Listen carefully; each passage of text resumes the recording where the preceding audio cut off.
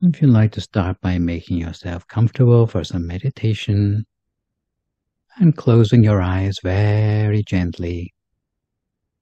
adjust your posture so that your back is fairly straight, so that you're breathing easily and your circulation is unimpeded. You should rest your hands gently palm upwards in your lap, ideally with your right hand over your left hand, the index finger of your right hand touching against the thumb of your left hand. You may be sitting in a half lotus position, or you may be sitting on a straight back chair. As long as you're not going to fall asleep halfway through, then the meditation should go successfully for you. You might try following the breath deep down inside your body while scanning down through the whole of yourself, relaxing each and every muscle as you go. The muscles of your forehead, letting your eyes gently close rather than closing your eyes tightly, allowing the muscles of your face to become soft, relaxing your jaw, being especially careful not to clench your teeth together, and then relaxing your neck and shoulders, letting your shoulders drop to their natural height, relaxing your arms, forearms, and then your hands and fingers, so that even the way your hands rest in your lap is as light and gentle as possible. And continuing on down, we can relax the whole of our torso, our chest, trunk, and our core, then both legs, all the way down to our feet and our toes, until no part of our body remains with any sort of stress or tension anymore. Learning to relax the mind in preparation for the meditation ahead. You find that the most efficient way to relax the mind is to forget temporarily about all the concerns with your everyday life. So not letting our mind wander to thoughts of the past or of the future, but keeping our mind firmly in the present moment and on the task in hand of relaxing the mind, training and cultivating the mind in meditation, for which we've set aside this precious space in our life. And we can fill our mind with a sense of happiness and joy, making the mind spacious,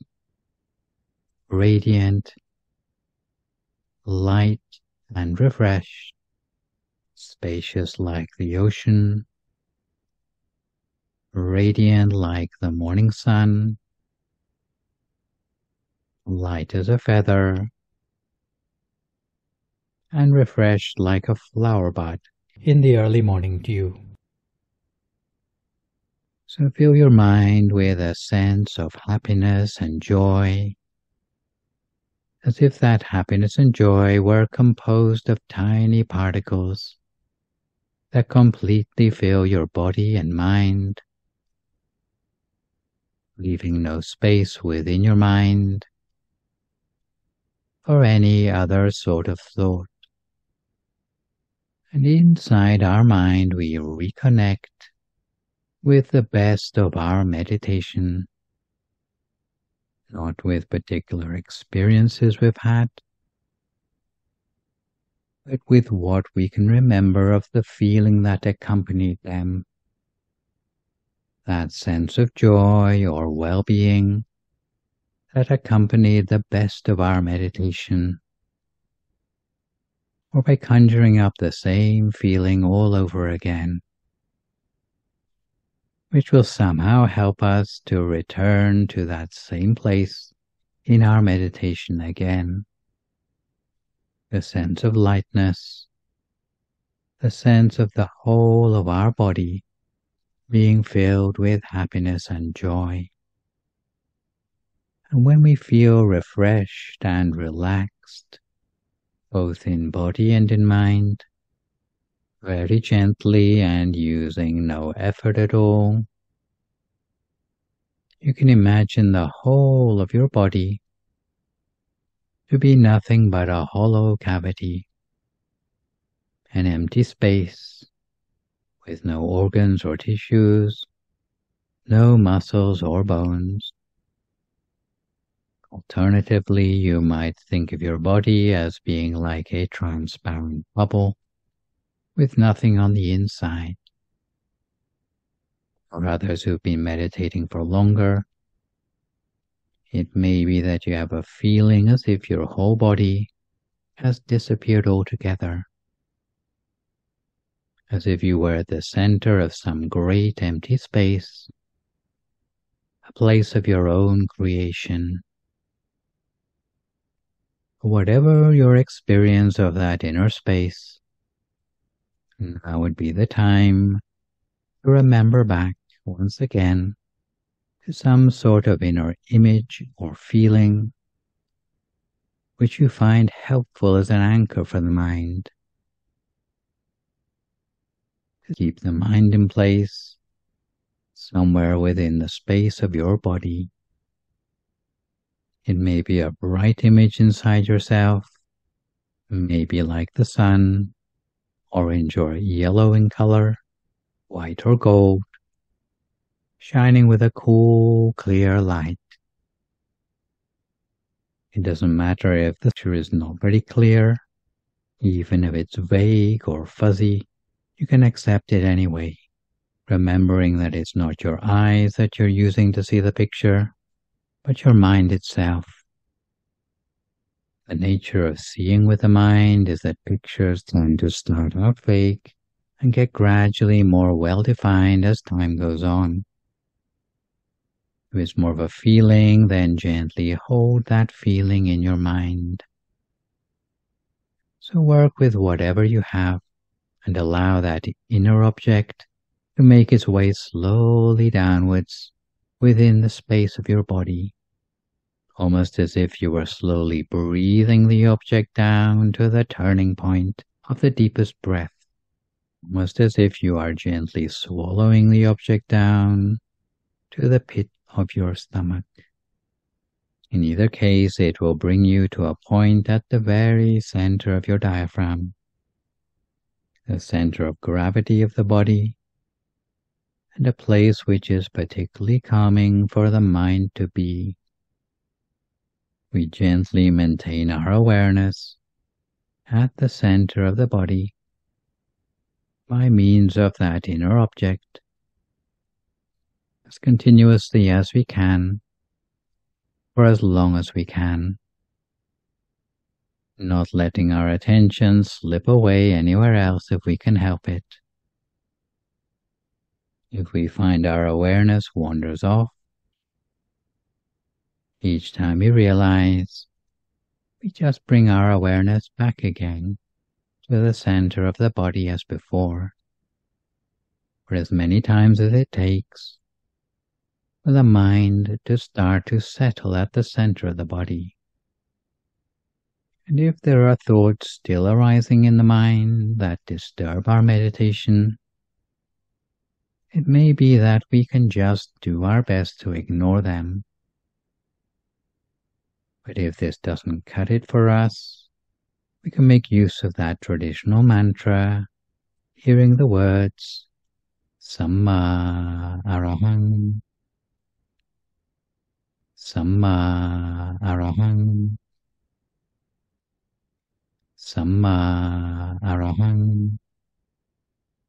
with the sound of the mantra coming up from the center of our body, the same place that we perceive our inner object, with the sound of the mantra soft, tender, and soothing to the mind, until there are only two things remaining in our mind: the sound of the mantra Samma Arahang, and the inner object acting as an anchor for our attention. So we repeat the mantra for as long as we need to, and eventually the mantra will fade away of its own accord. If you start to feel the mind is calm already and doesn't wander anymore, if the mantra disappears, then there's no need to start it up again. Just rest the awareness at the center of the body with whatever object you perceive there. But if you notice this inner object is drifting away into random thoughts, just bring it back gently to the center of the body as before. And it may be that you need to continue with the mantra as before. But for now, we cultivate the mind to become calmer and calmer. The longer we can gently rest the mind, cocooned at the center of the body, the more refined our mind will become, little by little becoming calmer and calmer, more and more refined, softer,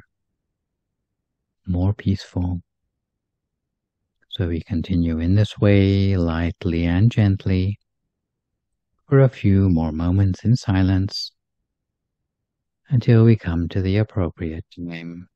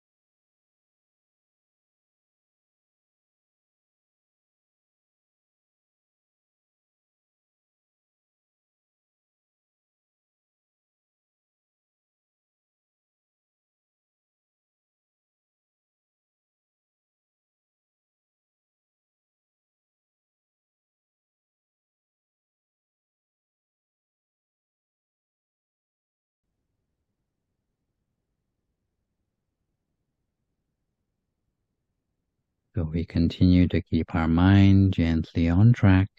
at the center of ourselves the whole of the time. We find our mind wandering away onto other things. Each time we realize, we bring the mind back again to the inner object as before. If we find that the thoughts are persistent in the mind, we do our best to ignore them, or we may use the mantra as necessary. If you find that the same thoughts are always going around and around in your head, according to the advice of our main teacher in Thailand, the Venerable Dhammachiyyo, there are certain attitudes that we can cultivate in the long term to reduce the level of thoughts that occur during our meditation. The first of these is to try to see the world as it really is, not to be overly optimistic or pessimistic, to take in our strides the ups and downs of the world, gain and loss, promotion and demotion, praise and gossip, happiness and suffering, not allowing the unpredictability of the world to shake us from our resolve whenever they touch our lives. The second thing is to keep our mind immersed in a sense of joy whenever possible, both inside and outside the practice, shaking off any feelings of irritability, impatience, or moodiness, letting go of these rather than clinging to them. And automatically our mind will become more radiant in a way that will help our meditation when we sit down to close our eyes each time. Another thing is to try to appreciate the whole of the human race as fellow travelers on the journey through existence, who, just like us, have to go through many trials and tribulations, at the very least aging and sickness, no matter who they may be. And this will give us more of a sense of compassion for those around us,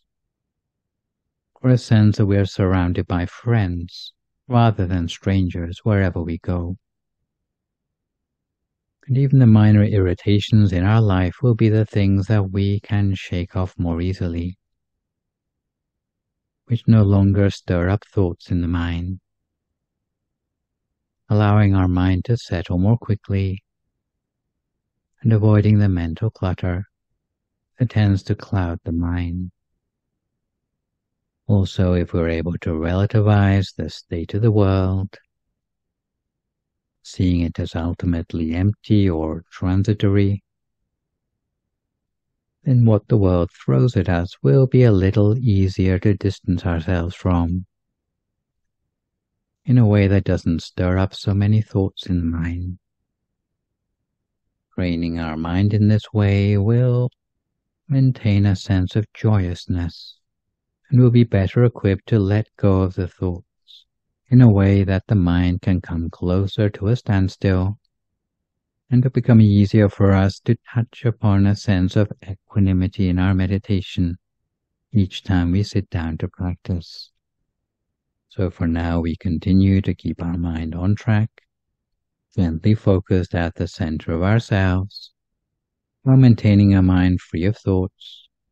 for a few more moments in silence until we come to time for some loving kindness meditation.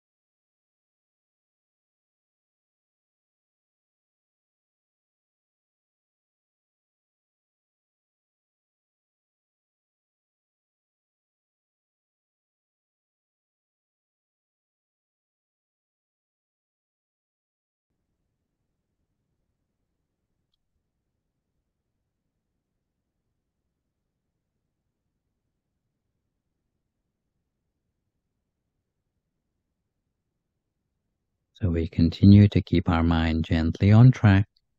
at the center of ourselves, always at the center of whatever inner experience we have built up for ourselves as a result of the meditation so far today. It may be a sense of illumination, a feeling of well-being coming from the inside, or perhaps inner imagery. We place our mind gently at the center of that inner experience in a way that allows what we have at the center to melt away at the point of contact, spreading outwards, ever outwards, initially toward the whole of ourselves, and in ever widening circles around us into the world at large, with a sense of compassion for all living beings in the world. With our meditation, although many of us started out thinking of the benefits only for ourselves, little by little there's a dawning realization that the benefits we thought we were bringing purely to ourselves, in fact, have ramifications that reach out for the benefit of the whole of the world at large. When we were new to meditation, it may just have been a feeling of happenstance, an entry point to the practice, driven by a quest to experience some unattainable inner quality. Later, we started to touch upon an inner energy, a sense of flow within ourselves, learning to release and to let go rather than trying to add on to the experience. At some point we will have had the recognition of the sense that consciousness is something of the utmost simplicity, as if something inside has somehow clicked into place, with the realization that your choices and awareness were limited only by yourself and your perceptions of reality. Later, as you become more experienced in the meditation, you will have started to integrate a sense of change or transformation into your lifestyle, sometimes gradually, sometimes in spite of yourself, sometimes flip-flopping between extremes, sometimes by experiencing a complete breakthrough, even in the way you perceive change that is otherwise known as a paradigm shift. It's as if there's an appreciation that spiritual growth, as a result of our practice, is more than the sum of its parts, bringing us a greater sense of emotional openness, the ability to harness all aspects of ourselves, taking us beyond a place of grief or danger. It's as if once we've glimpsed what's going on in our minds and in our lives, we're less likely to get caught up in our old ways in the same way that we used to. It's almost as if we are becoming adjusted to the thinner air of the high country of the mind. As our meditation progresses, later comes a sense of integration between our inner experience and other aspects of our lives, the sense that everything is connected as we become somehow less entrenched, more realistic in our attitudes to the world. It's almost like a freedom from wishful thinking or always wanting things to be otherwise, and the sense of holistic knowing that builds up as a result of our meditation, something which scientists might refer to as tacit knowing, will begin to grow and take root within ourselves as we become increasingly attuned to the inner signals as they seem to become stronger within us. At the furthest extent of this process, personal practice will bring back benefit into the world in the sense of being one small part of a greater change in the world and in the universe, with the sense that not only can you make a difference, but you can also be that difference in the world. There's a sense of a family bond with those around us, not just those who are our blood family, but even those who did not grow up under the same roof. There's a feeling of community that leads to a sense of joy and adventure in life, a sense of being at the center of a change in the world, as if our one single spirit that is becoming clarified and purified through meditation is like a window that allows the light of peace energy to shine through into the world, allowing more and more of that bright goodness to enter into and heal this world.